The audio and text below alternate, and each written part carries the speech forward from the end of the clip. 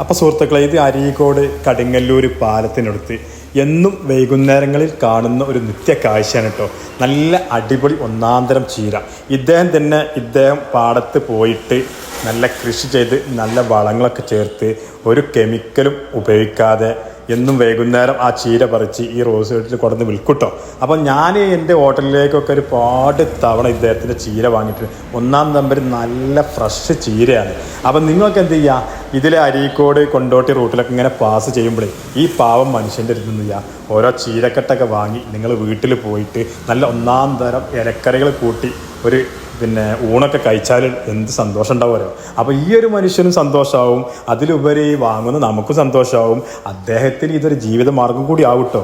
അപ്പോൾ എന്തായാലും ഇതുപോലത്തെ ആളുകളെ കാണുമ്പോഴേ നിങ്ങളെല്ലാവരും എന്ത് ചെയ്യാൻ സപ്പോർട്ട് ചെയ്യണം. അവരോട് കൈയും വിധം സാധനങ്ങളൊക്കെ വാങ്ങി അവരെ കുടുംബജീവിതം നമ്മൾ മെച്ചപ്പെടുത്തി കൊടുക്കണം കേട്ടോ.